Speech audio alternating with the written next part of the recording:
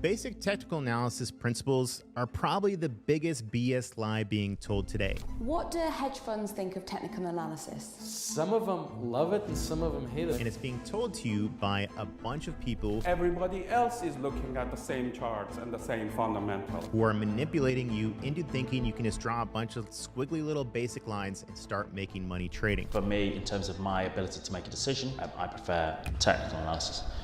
The reality is the smart money is using a different strategy to actually make money. What you have to understand is that trading is nothing more than a wealth transfer from millions of people who are basic and don't understand what's going on, that deposit money on an account. All that's happening is that deposit is then ending up in the account of a small group of people that I call the wolves. There's about 98% failure rate in the market and only about 2% of people who collect all the money. So if you want to become part of that 2% who is collecting money, well, then I suggest that you hit the subscribe button, turn on the notification bell, and get out your notes, because I'm going to drop some dark truths about technical analysis and how this game is actually working. So first of all, what exactly is technical analysis? It's basically just the study of chart patterns. What you can do is go back and look at the history of all charts, all price action that's happening on any asset, and you can see exactly what happened in the past. And all you're trying to do with technical analysis is look for patterns that have consistently repeated themselves. And by identifying those patterns, if you see that same pattern forming up again, you can now create a game plan and a trade strategy based on the fact that you know that in the past, this similar situation played out in a certain way. Now you can anticipate what might happen again and hopefully make a little bit of money off it without losing too much. That, in a nutshell, is how technical analysis works and what its theory is. And these theories of technical analysis have been around for hundreds of years. And in fact, it started in the 17th century when the Dutch East India Company were the first people to start plotting the price of stocks on a chart, and that was the origination of looking at an actual stock chart. In the 18th century, this is when candlestick patterns were introduced by the Japanese rice traders, who were able to identify patterns just by looking at some candlesticks and understanding the open and close and high and low, which we now see every day on candlestick charts in basically every chart that you look at. And then in the late 18th century, Charles Dow created what is now known as the Dow Jones Industrial Average. All it was a compilation of stocks which enabled him to identify the macro trend of the actual market, which consisted of three trends. First was the primary, which was just the long-term trend that you could identify. Then the secondary, which was the pullback to the actual long-term trend, and then the minor trends, which was just a bunch of fluctuations in between. And then in the 1970s and 80s, we saw a bunch more patterns pop up, which you might be more familiar with today, such as the head and shoulders, ascending triangle breakout, double tops, double bottoms, and what have you. So what is the actual mechanism for why technical analysis appears to be working time and time again? Brief interruption here, guys. Did you know that 75% of traders have accounts under $25,000? This creates a huge problem because even if you double that account in a year, which is almost impossible, you're still only making $25,000. Introducing Hydra funding, where you can potentially get access up to $500,000 in capital.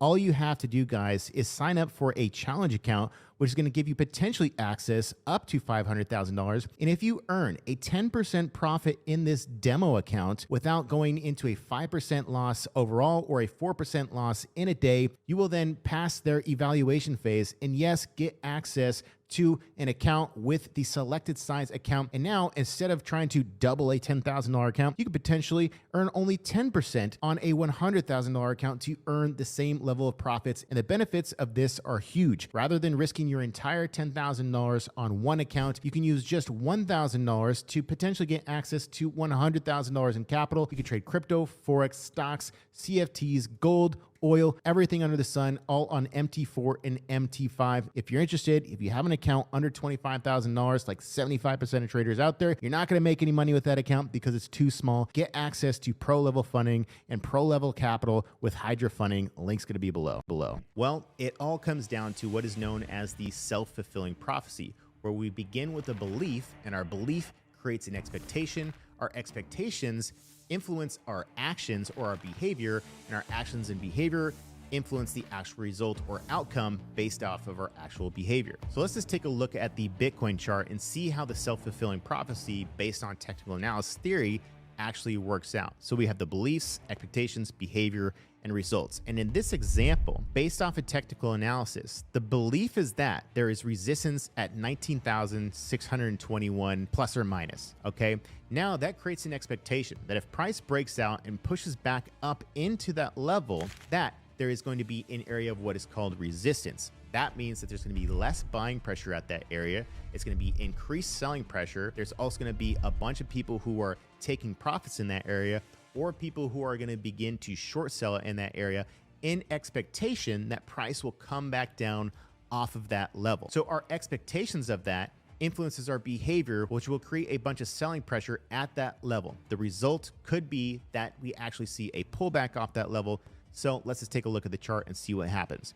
As price pushed up into that level, you can see the expectations initially created a big sell-off, right? So the expectation was there was going to be an increase in selling pressure and reduced buying pressure, which would create a pullback. And you can see that there was a 16.5% pullback immediately after we tapped right into that level. Now, we then began to form up another pattern, which is a flag breakout pattern to the upside. This basically resets the cycle of the self-fulfilling prophecy. The belief is that this pattern is a breakout pattern, which is bullish, which could lead to increased buying pressure if that level of about 19.6 to 19.7 breaks out to the upside. So if it does break out to the upside, that is going to create the behavior of a bunch more people buying in that level, as well as people who were short are now going to get stopped out, which then increases the buying frenzy that happens. If we can look and go into the future and see what happens, we can see as soon as that actually broke out to the upside, that creates the expectation and behavior of higher prices to come, which creates the actual human behavior and action of people buying and buying and buying. And you can see the result as this thing just went on a monumental run all the way up to 42K from there. So that's all technical analysis is. It's a self-fulfilling prophecy playing out time and time again based off of the patterns that we have identified to repeat themselves over and over again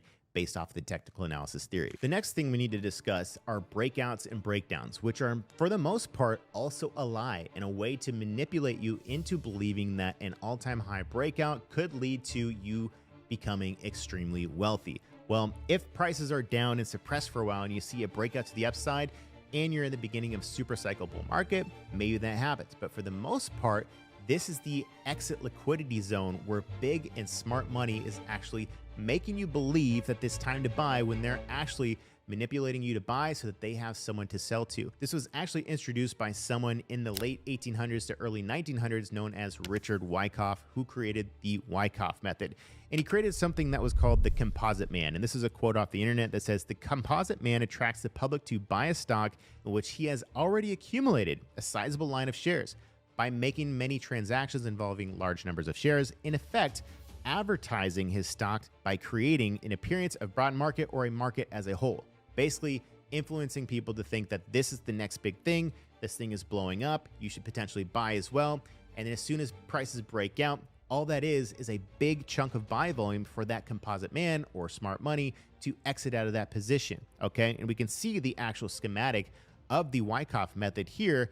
That final breakout to the upside, all that is liquidity and a manipulation of telling people that this is the time to buy. This is when you see Bitcoin breaking out at all-time highs, headlines everywhere, everyone on the news talking about Bitcoin on all-time highs, breaking out. Here we go. Everyone at the dinner table, should we buy Bitcoin? And then next thing you know, that turns into a reversal or a trap that I call, and then everything comes crashing down, and everyone who bought at the top now just lost all their money, and the composite man or smart money use them as exit liquidity to lock in their gains as they had already been accumulating in a prior period. If we look at the actual Bitcoin chart here, this exact scenario playing out, everybody thought that we were breaking out above 64K to go on all-time highs, and everybody was saying that we're going to 100K, CNBC, all your favorite crypto guru influencers. Everyone is telling you that now is the time to buy and we're going to all-time highs and going to 100K. Whereas me, myself, someone who has had a little bit more experience, 20 years in this game, I did not look at that as a buying opportunity, rather a selling opportunity. You can see me tweet on November 16, 2021. I said that's what we call a trend reversal on Ethereum and a bull trap on Bitcoin. This is the actual chart that I was looking at the time. And if you also look at the Wyckoff method, this is a pretty similar pattern to that final exit liquidity zone before we see a big reversal. And if we look at actually what happened in the markets, that claimed the top of the bull market in late 2021 in November, and then we saw a push to the downside. You can also look at this on the other side for looking at a bottom. You can see the similar schematic but in reverse of this actually breaking down to the downside, faking everyone out, and as soon as that broke out to the upside, that claimed the bottom of the market. Now, it's obviously easier said than done to actually identify these things. While I did identify this as the top of the bull market, I did not identify this as the bottom of the bear market. I was expecting a little bit more and coming back all the way down to 10K. So I'm also human and I also make mistakes. And that's also why technical analysis or trading is as difficult in general, because we don't know actually what's going to happen in the future. We can only make an educated guess based off the things that we see to potentially try to protect ourselves going forward. Now, speaking of breakouts and breakdowns, you can make a shitload of money buying breakouts in a super cycle, such as this breakout that began down here at about $12,000 on Bitcoin.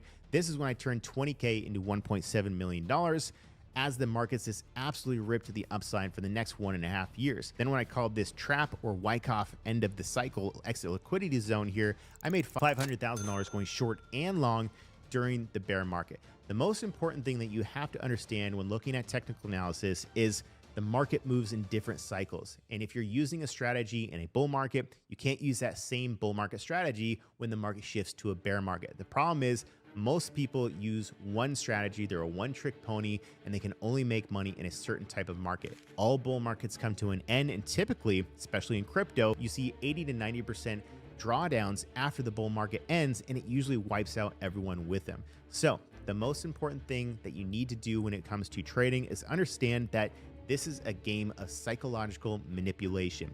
If you're thinking like everyone else, if you're watching the news to get your trading advice, you're not going to be making money, because those are the people who are trying to manipulate you, or basically working for the composite man, who are trying to use you as exit liquidity. So the goal is, don't become exit liquidity. Think differently. Think of this as a psychological game in trading, okay? And you're not just going to draw some basic squiggly lines. You have to understand that you need to take advantage of people that aren't in the know. You need to take their money. All trading is a transference of wealth from dumb people to smart people. So try to become smart, try to make some more money, and try not to become exit liquidity.